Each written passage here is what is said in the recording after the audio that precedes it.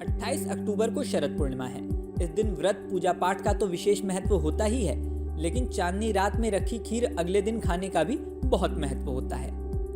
हिंदू धर्म की मान्यता के अनुसार इस खीर को खाने से सिर्फ पुण्य ही नहीं मिलता, बल्कि मान्यता तो ये भी है कि शरद पूर्णिमा की रात आसमान के नीचे रखी खीर खाने से कई बीमारियां दूर होती हैं। तमाम लोगों ने अपनी दादी नानी के मुंह से ऐसी बातें सुनी भी होंगी। अब एक मीडिया रिपोर्ट में आयुर्वेद एक्सपर्ट वैद्य मिहिर खत्री ने कहा है कि खीर से कई तरह के रोगों की राहत मिलने की बात बेईमानी नहीं है। उन्होंने दावा किया है कि शरद पूर्णिमा की रात खीर में वाकई चांद की रोशनी ऐसे तत्व घोल देती है जो पेट से जुड़े कई रोगों को राहत देती है। वैद्य खत्री के मुताबिक चांद की किरणें इस दिन बहुत ही शीतल होती हैं, जिसका असर खीर की तासीर को भी ठंडा कर देता है।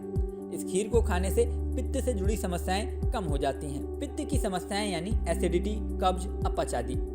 खत्री दावा करते हैं कि एसिडिटी, स्किन रैशेज, पेट में जलन, आर्टिकेरिया जैसी बीमारियों में इस खीर को खाने से राहत मिलती है।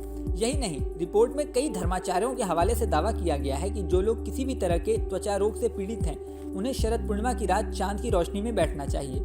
पौराणिक मान्यता है कि शरद पूर्णिमा की चांद की किरणें त्वचा रोग को ठीक करने में मदद करती हैं।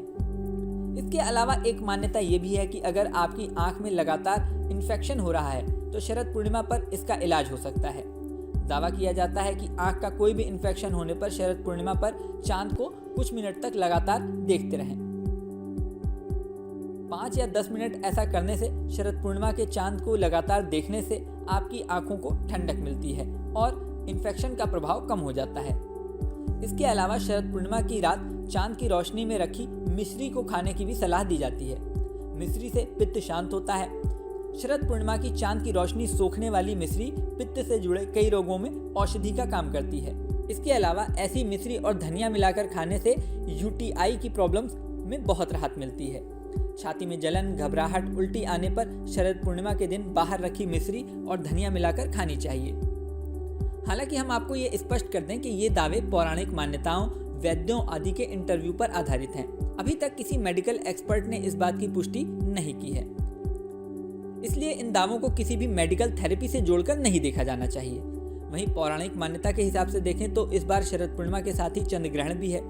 हिंदू धर्म में मान्यता है कि चंद्र ग्रहण पर कोई शुभ काम नहीं करना चाहिए, ना ही कुछ खाना पीना चाहिए। ऐसे में तमाम मीडिया रिपोर्ट्स के अनुसार कई धर्माचार्यों ने सलाह दी है कि यदि शरद पूर्णिमा को आपको खीर बनानी है तो चंद्र ग्रहण पर सूतक लगने से पहले खीर बना लें, या फिर बाद में बना रहे हैं तो उसमें तुलसी के पत्ते डाल दें। रात में 2:24 पर ग्रहण खत्म होने के बाद खीर को आसमान के नीचे रखें और अगले दिन खाएं। इस वीडियो में फिलहाल इतना ही। जल्दी नया वीडियो लेकर आपके सामने फिर आएंगे। बने रहें न्यूज़ नेशन पर।